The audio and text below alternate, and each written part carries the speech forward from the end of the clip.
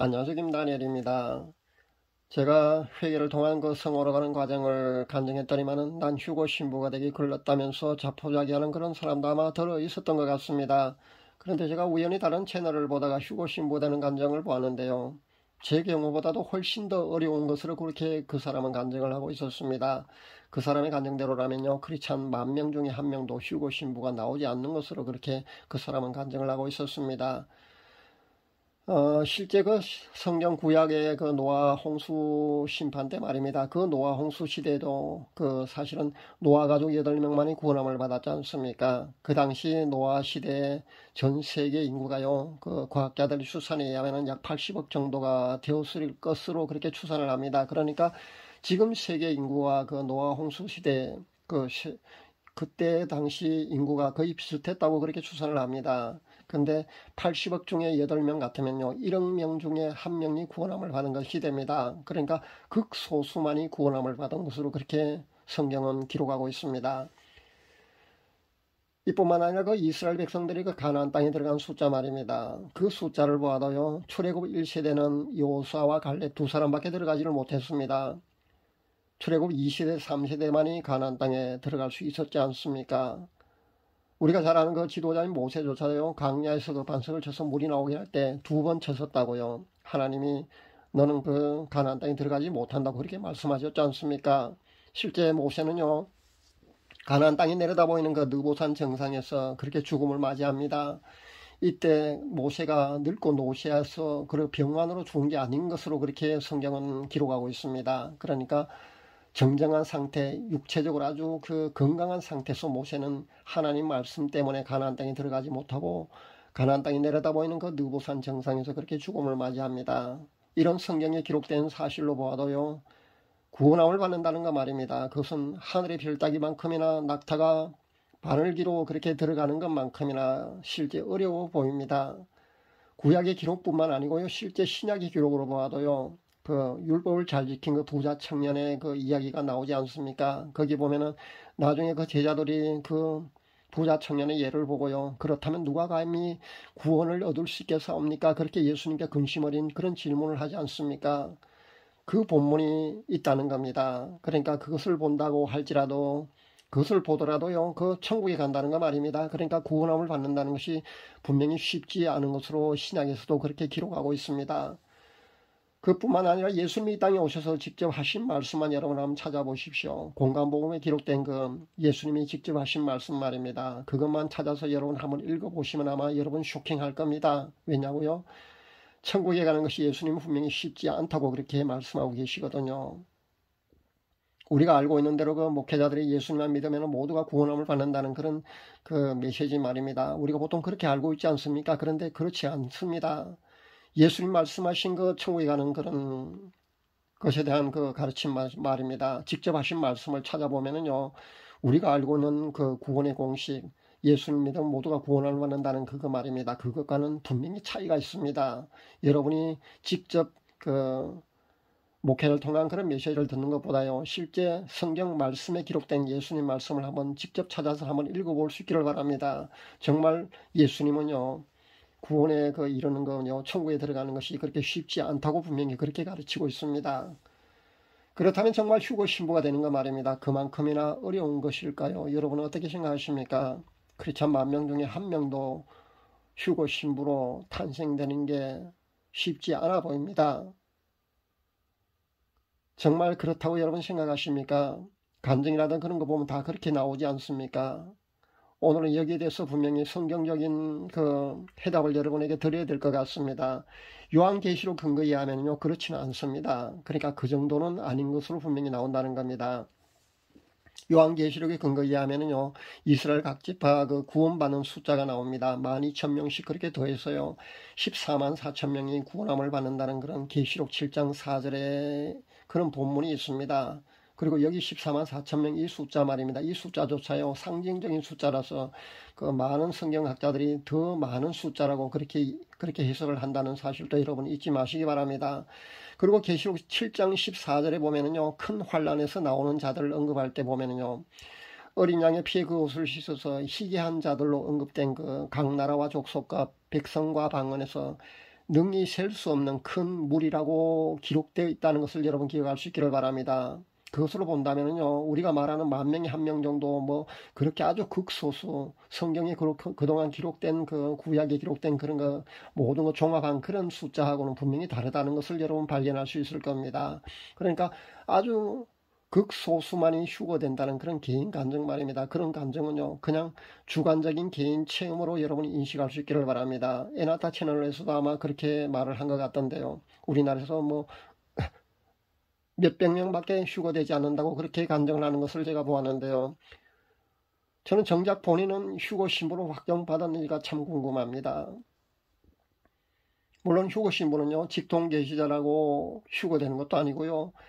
성령님과 소통하는 사람이라고 해서 모두 휴거되는 것은 분명히 아닐 겁니다. 치유 사역을 한다고 해서 휴거되는 것도 아닐 테고요.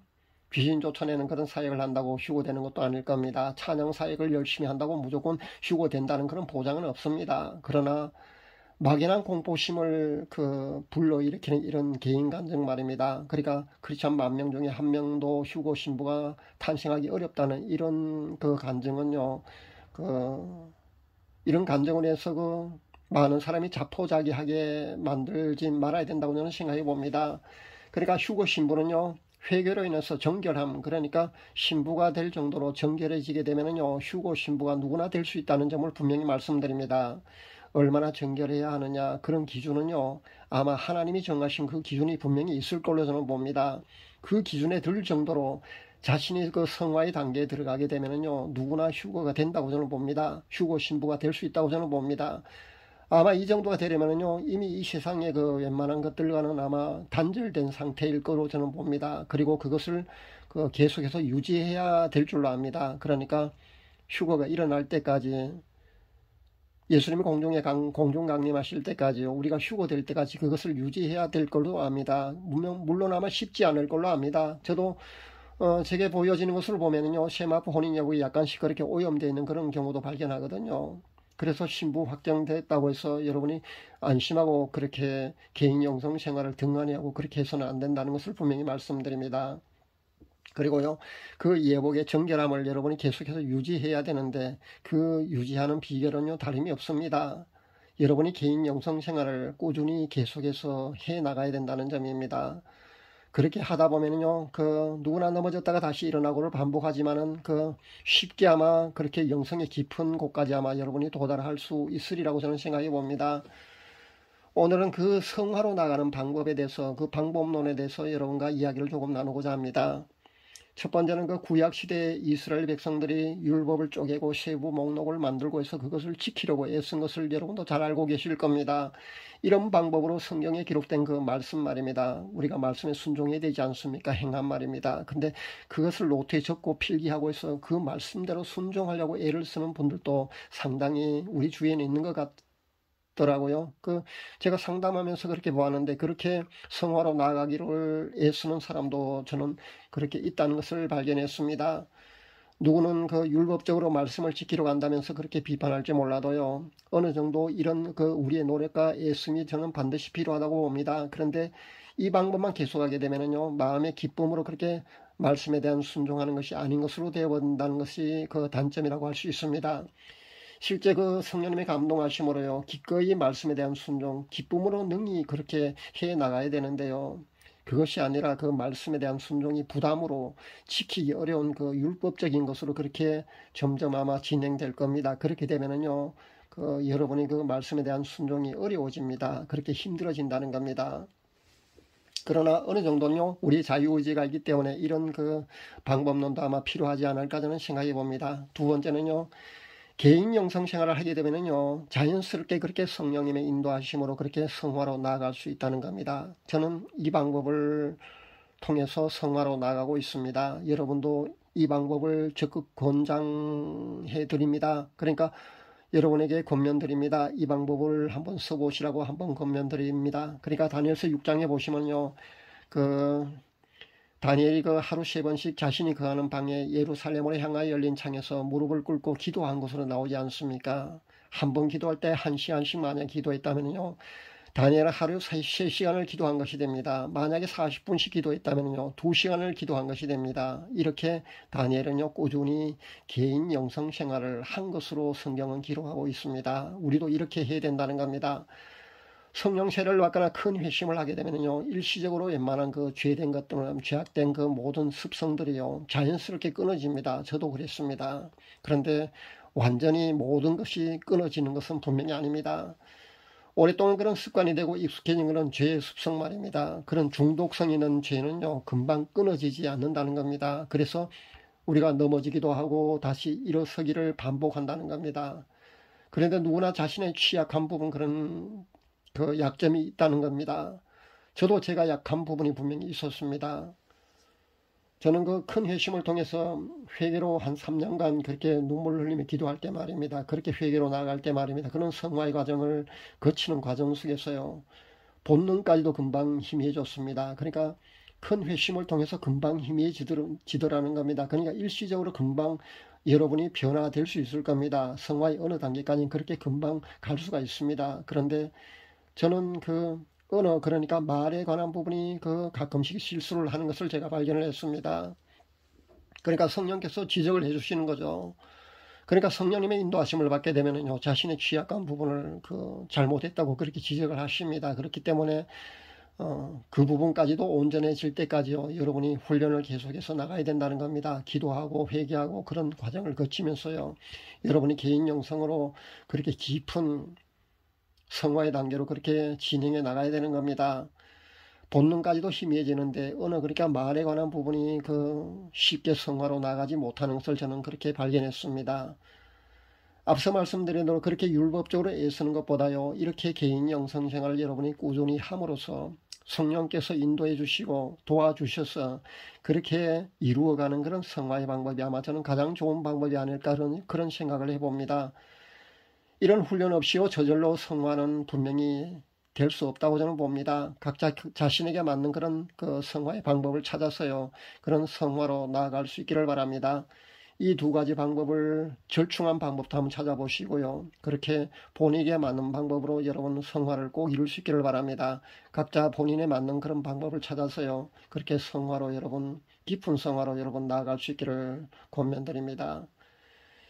그 옛날에 그 우리네 할머니, 어머니들 중에는요, 새벽에 일찍 일어나서 그렇게 차가운 예배당에 그 꿇어 엎드려서 눈물 흘려서 그렇게 새벽 기도하고, 집에 와서는 물기로 밥 지우면서요, 부엌에서 아궁이에 그 불을 지피면서 부지깽이를 두드리면서 그렇게 찬양하고 기도했지 않습니까? 그렇게 해서도 성화로 나가서 천국에 들어가신 분들이 여럿 있었다고 저는 봅니다. 마찬가지로 할아버지, 아버지들 중에도요, 지게를 지고 땔감을 해오면서 지게장단에 찬양하고 밭고랑을 매면서 찬양하고 기도하면서 밤에 그 호롱불 밑에서 그렇게 말씀을 보면서 그렇게 성화의 깊은 곳까지 그렇게 도달한 사람들도 상당히 많았다고 저는 생각해 봅니다. 지금처럼 물질 문명이 그런 고도로 발달한 그런 세상에 살다 보니까요, 그 예전과는 다르게 온통 자극적이고 더 많은 그런 죄악 속에 우리가 노출되는 그런 환경입니다. 아마 옛날에는 그런 환경보다가요, 지금의 환경보다 옛날이 아마 더 성화로 나아가기가 더 쉬운 환경이었지 않나 저는 그렇게 생각해 봅니다. 그런데 우리의 먼저 믿는 그 선조들은요, 믿음의 선조들은요, 그렇게 해서 천국에 갈 수 있었다는 겁니다. 늘 말씀드립니다만 휴고 신부가 저절로 되는 것은 분명히 아닙니다. 저는 늘 그렇게 강조를 합니다. 휴고 신부는요, 저절로 되는 것이 분명히 아닙니다. 분명히 자신의 회개로 자신의 그 영혼이 하나님이 정하신 그 휴거 신부의 기준에 합당한 정결함, 그러니까 그 정도 단계의 성화에 이르러야만이 휴거 신부로 확정받을 수 있습니다. 그 다음은요, 회개의 생활로 인해서 개인 영성 생활을 꾸준히 함으로써 그 단계를 여러분이 계속해서 유지해야 된다는 점을 여러분 잊지 마시기 바랍니다.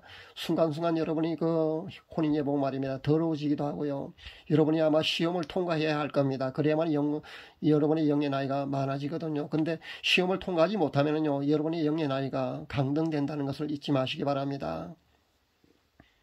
그리고 여러분의 그 예복이 만약에 회개를 그 지속적으로 생활 속에서 하는 그 회개 생활화가 되어 있지 않으면요, 여러분의 예복이 자꾸 더러워집니다.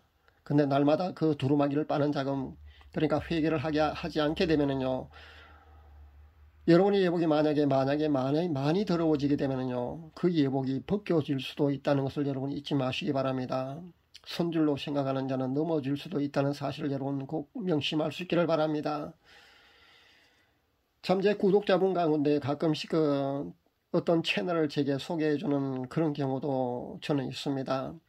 그래서 제가 한번 그 채널에 들어가 보는 경우도 있습니다. 그런데 어떤 채널에 보니까요, 자신이 중보기도 해주면 그 세마포 옷을 입게 해준다는 그런 이야기를 하는 것도 제가 발견했습니다. 근데 구원은 말입니다. 휴거는요, 자신의 믿음으로 된다는 거 잊지 마시기 바랍니다. 그것이 진리입니다.